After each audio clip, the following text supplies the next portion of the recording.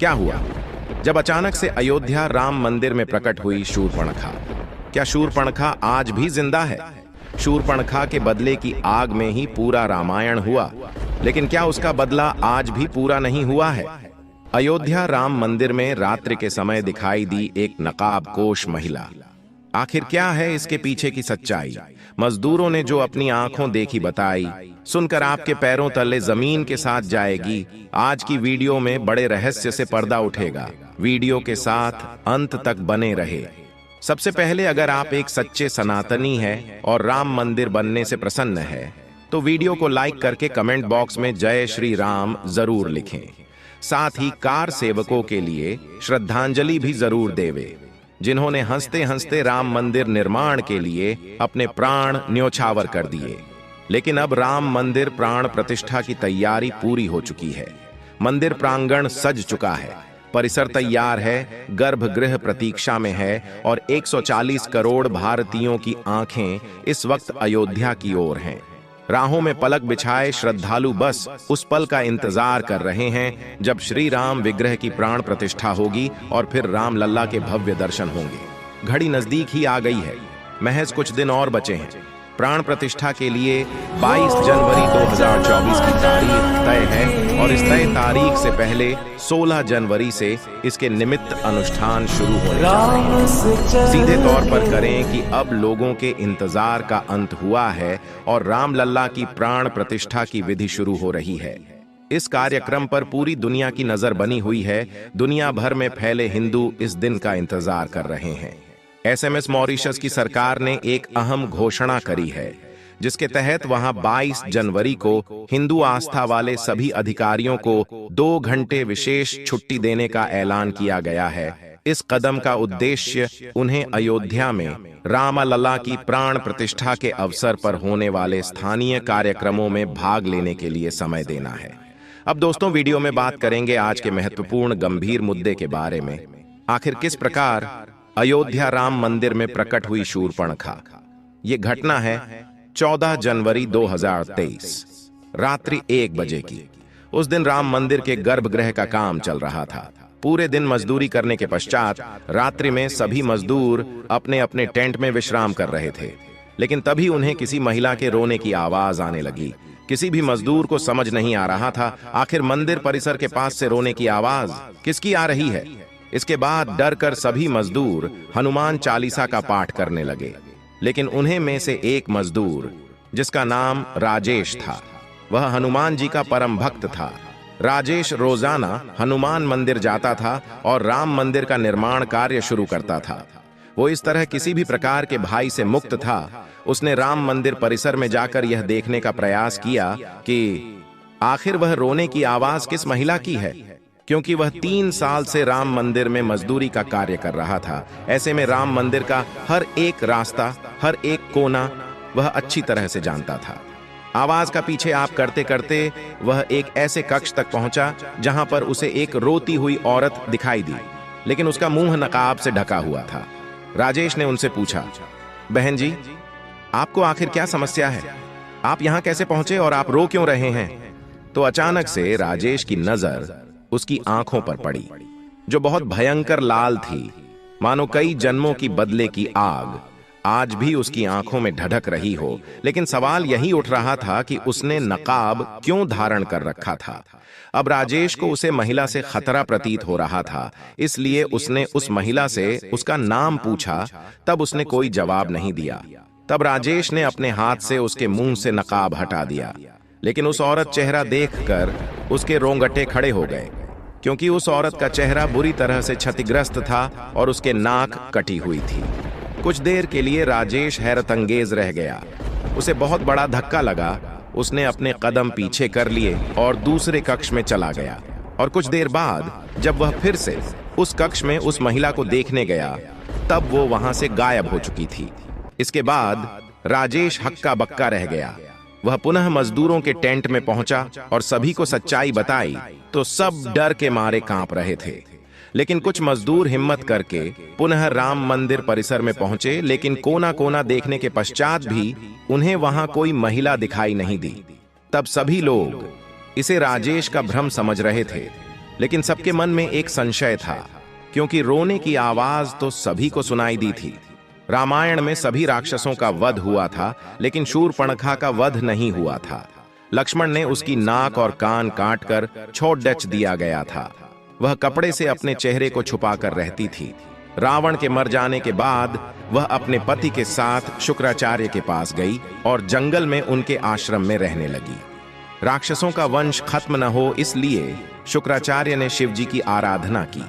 शिव जी ने अपना स्वरूप शिवलिंग शुक्राचार्य को देकर कहा कि जिस दिन कोई वैष्णव यानी हिंदू इस पर गंगा जल चढ़ा देगा, उस दिन राक्षसों का नाश हो जाएगा। उस आत्मलिंग को शुक्राचार्य ने वैष्णव मतलब हिंदुओं से दूर रेगिस्तान में स्थापित किया, जो आज अरब में मक्का मदीना में है। इसका मतलब यही निकलता है कि रामायण में सभी राक्षसों का अंत हो गया, लेकिन शूर्पणखा का अंत नहीं हुआ और उसने अपनी काली विद्याओं का सहारा लिया और अजर अमर हुई। शायद रात्रि के समय राजेश ने जिस नाक कटी हुई महिला को देखा था, वह शूर्पणखा हो सकती है। जैसे जैसे प्राण प्रतिष्ठा की घड़ी नजदीक आ रही है, अयोध्या में हमें कहीं चमत्कार देखने को मिल रहे हैं। हर तरफ केवल राम नाम की ही धुन है और अयोध्या में ही नहीं, देश के हर एक शहर में दिवाली मनाई जा रही है। लेकिन दोस्तों, हम सभी जानते हैं राम मंदिर का निर्माण करोड़ों सनातनियों के लिए गौरव का विषय है। लेकिन हाल ही में सोशल मीडिया पर वायरल हो रही कुछ वीडियो में हमें देखने को मिलता है कि किस प्रकार कुछ मुस्लिम लोग, जिसमें बच्चे भी शामिल हैं, वे अभी भी बदले की भावना अपने अंदर रखते हैं। उनका कहना है कि जब सरकार उनकी होगी तो वे मंदिर को तोड़ देंगे। आगे की वीडियो में हम ऐसे कट्टरपंथी विचार रखने वाले लोगों को मुंह तोड़ जवाब देने वाले हैं।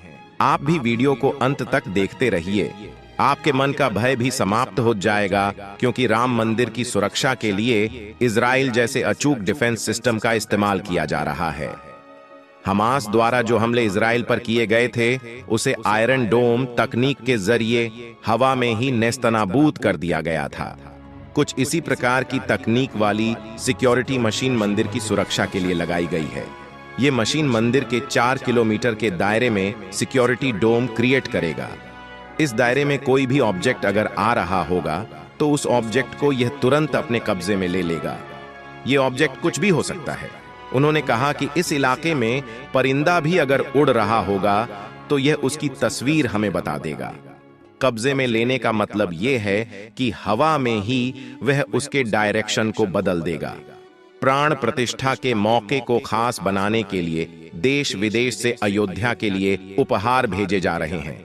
नेपाल और श्रीलंका से भी अयोध्या के राम मंदिर के लिए विशेष उपहार भेजे जा रहे हैं। आइए जानते हैं इनमें क्या क्या खास है। सीता की जन्मभूमि नेपाल के जनकपुर से भगवान राम के लिए 3000 से अधिक उपहार अयोध्या पहुंचे हैं। इनमें चांदी के जूते, आभूषण और कपड़ों सहित कई अन्य उपहार शामिल हैं। नेपाल के जनकपुर धाम राम जानकी मंदिर से लगभग 30 वाहनों के काफिले में रखकर इन उपहारों को अयोध्या लाया जा रहा है। साथ ही साथ गुजरात के वडोदरा में 6 महीने में तैयार की गई 108 फुट लंबी अगरबत्ती 18 जनवरी को अयोध्या पहुंच रही है। सभी राम भक्त विशाल अगरबत्ती के साथ वडोदरा से रवाना हुए हैं। इसका वजन 3600 किलोग्राम है। यह अगरबत्ती पर्यावरण के अनुकूल है। यह करीब 1.5 महीने तक चलेगी और इसकी सुगंध कई किलोमीटर तक फैलेगी। राम मंदिर को बनते हुए देखना हमारा सौभाग्य है, लेकिन यह कई लोगों की प्रतिज्ञा, बलिदान और साहस का प्रतीक है। झारखंड की 85 वर्षीय एक बुजुर्ग महिला अपना 21 साल पुराना मौन व्रत भी तोड़ेंगी। उनके परिवार ने दावा किया कि 1992 में जिस दिन बाबरी मस्जिद को ध्वस्त किया गया था, उसी दिन सरस्वती देवी ने प्रतिज्ञा की थी कि वह अपना मौन व्रत तभी तोड़ेंगी जब राम मंदिर का उद्घाटन होगा। मंदिर का उद्घाटन देखने के लिए धनबाद निवासी सरस्वती देवी सोमवार रात ट्रेन से उत्तर प्रदेश के अयोध्या के लिए रवाना हुई। सरस्वती देवी को अयोध्या में मौनी माता के नाम से जाना जाता है। वह परिवार के सदस्यों के साथ संवाद सांकेतिक भाषा के माध्यम से करती है। अब राम मंदिर बनने के बाद 22 जनवरी को अपना मन तोड़ने वाली है। उनके प्रतिज्ञा वास्तव में सराहनीय है। दोस्तों, प्रभु श्री राम किसी एक के नहीं है, वे सबके हैं। उन्होंने धरती पर रहकर सदैव मानवता का परिचय दिया और मर्यादा पुरुषोत्तम कहलाए। जाति का भेदभाव नहीं करते हुए शबरी के झूठे बेर खाए, और आज उसी का परिणाम है कि शबरी के वंशज आज भी उन्हें अपना सर्वस्व मानते हैं। राम के भव्य मंदिर में विराजमान होने के पहले अब देश और दुनिया से रामलला के रिश्तेदारों के साथ साथ उनसे जुड़े हुए लोगों के वंशज भी धर्म नगरी अयोध्या आ रहे हैं। अब शबरी के वंशज अयोध्या पहुंचे हैं।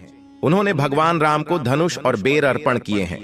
दरअसल 650 लोग शबरी धाम से अयोध्या पहुंचे हैं, जिसमें शबरी के वंशज भी शामिल हैं। शबरी के वंशज अयोध्या पहुंचकर भावुक दिखे और उन्होंने भगवान राम को शबरी के बेर भेंट किए हैं।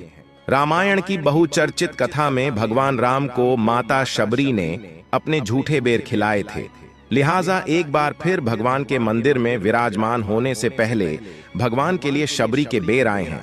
अयोध्या में बनाए जा रहे श्री राम मंदिर के भवन का डिजाइन ऐसी खास कला और तकनीक के इस्तेमाल से तैयार किया गया है जिससे कम से 1000 साल तक इसका बाल भी बांका नहीं हो सकेगा।